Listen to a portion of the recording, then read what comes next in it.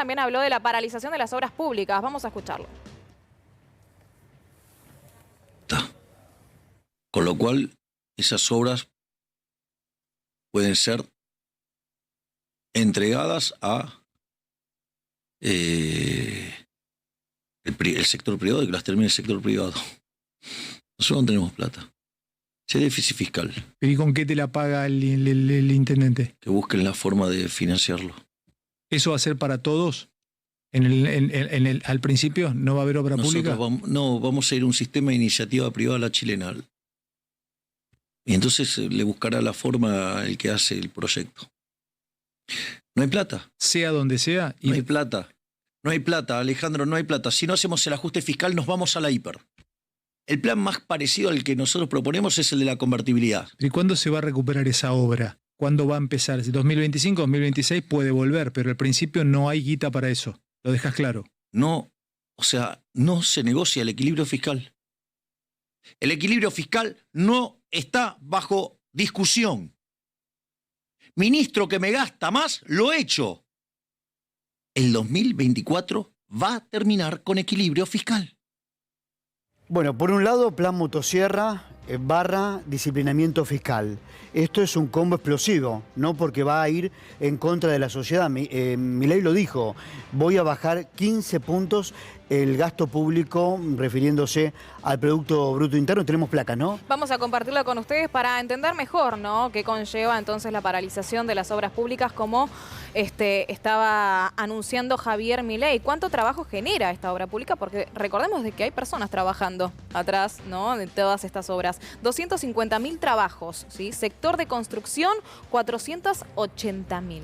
Estamos hablando de mucha gente que se quedaría sin trabajo. Esto lo dijo en campaña, no es nuevo, ¿eh? Majo, esto hay que decirlo, porque lo viene diciendo, no es nuevo lo de Milei. Quienes lo votaron a Javier Milei ya sabían que iba en este sentido. Exacto. Bueno, ¿cuántas obras se hicieron desde noviembre del 2019? 4.419 se finalizaron, 2.329 están en curso, es decir, que quedarían paralizadas. No se continuaría, y hay 676 proyectos que ni hablar, ni van a comenzar en el caso, ¿no?, de que se lleve a cabo lo que está anunciando Milei. Bueno, vamos a presentar a Ricardo Aronskin, también es un analista de la economía. Ricardo, estamos con Majo Sarasola, soy Adrián Salonia. Buen día. A ver, tomo lo que decía el Gato Silvestre el jueves. Ya hay telegramas de despido, ¿no? ¿Qué consecuencia para usted tendrá el plan motosierra o las medidas económicas del presidente electo? Sí, yo creo que son medidas completamente arbitrarias, porque si coincidimos en que es importante reducir el déficit fiscal, hay formas de hacerlo sin paralizar la obra pública. Porque simplemente buscando otros recursos que ingresen al Estado, cosa que no puede hacer un municipio. Incluso hay provincias argentinas pequeñas que no pueden acceder a grandes créditos, con lo cual, se le paralizaría la obra pública.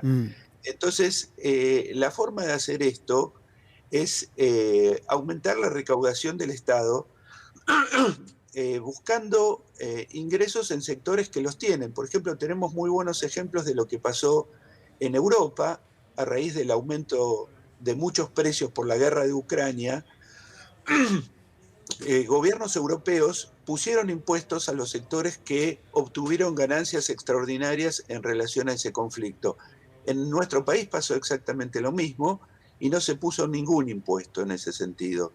Y son formas de que el Estado recaude y no tenga que cortar la obra pública, que tiene efectos tan negativos sobre la actividad económica, sobre el empleo y sobre el bienestar de la gente. Sí, y Ricardo, vos ves lo que vas analizando de acuerdo a las medidas que se van anunciando, medidas que anunció en su plataforma electoral y ahora en los últimos reportajes. ¿El plan Milei es parecido al plan Menem, Cavallo? Hay algunas diferencias que tienen que ver con el contexto internacional, que en los 90 era mucho más favorable. El Estado argentino con Menem disponía de un montón de activos para poder privatizar, y eso le permitió sostener la convertibilidad. En este momento Argentina está muy endeudada, quedó muy endeudada de la gestión de Macri, con lo cual nos cuesta muchísimo conseguir crédito. De hecho, cuando ocurrió lo del COVID, muchos países del mundo pidieron crédito internacional y Argentina no podía acceder al crédito porque lo teníamos cortado por el gran endeudamiento. Entonces las condiciones son muy, muy diferentes. Por supuesto que se podría hacer un plan de estabilización, creo que todo el mundo coincide que es lo que hay que hacer en este momento, pero habría otras formas de encararlo que no tengan que ver con que la gente sufra tanto, con que reciba golpes inflacionarios tan tremendos, con que los salarios sigan cayendo. Hay otra forma de hacer planes de estabilización mucho más prudentes y mucho más lógicos. ¿Qué opina Ricardo con respecto a este equipo de Javier Milei que se está formando, sobre todo en lo que tiene que ver con el ministro de Economía, con el posible ministro de Economía y ciertos anuncios que estuvo dando, como por ejemplo, habló de las LELIQs, habló también de lo que es el cepo cambiario y habló de un nuevo préstamo también para llevar a cabo? ¿Qué opina respecto a esto? Más allá de que dijeron de que hasta el 10 no se confirma que él realmente sea el ministro, pero son anuncios que también, porque estamos hablando de un nuevo préstamo, es decir, una nueva deuda y es millonaria. Sí, bueno, primero hay que decir que no sabemos bien quién va a ser el ministro de Economía. Ya hubo varios rumores, varios cambios. Cada uno tiene su propio manual de lo que quiere hacer, así que es muy difícil opinar porque no hay una persona ya concretamente designada. Pero si se confirmara lo de Caputo, Caputo es un hombre que en la gestión de Macri contribuyó mucho a que la Argentina se endeudara. Sí, por eso. Fue uno de los artífices más importantes de la toma de deuda externa, porque él trabajaba de eso, trabajó buena parte de su vida vinculado a fondos de inversión. Uno no sabe en realidad si trabaja para el gobierno argentino o para los fondos de inversión. Ahora, la idea de él es no hacer un ajuste tan brutal interno, sino conseguir fondos de afuera para ir desinflando el tema de las LELIQ. Coincidimos 20.000 en que millones, es muy importante que hay que irlo reduciendo de a poco. Nuevamente, hay formas de hacerlo que no impliquen situaciones de agresión drástica a la población y sobre todo a los ahorristas, y hay formas que son más brutales de hacerlo. Me parece que en el gobierno en general tienden a las medidas más brutales, más sanguinarias, por decirlo de alguna forma. Sí. Pero bueno, la verdad que está todo sin definir, está todo muy... Ahora, Ricardo, da la sensación, ¿no? Porque yo ayer lo manifestaba, estamos ante una playa de marchas y contramarchas, porque primero se anunció a una persona para asumir a Reidel en el ministerio, en el Banco Central. Ahora ya ese no va a formar parte. Del ministro de Economía, el presidente electo nos había dicho que ya su plan económico y su ministro de Economía lo tenía hace un año. Y ahora vemos que no. Entonces, ¿qué hay de todo lo que nos venían diciendo?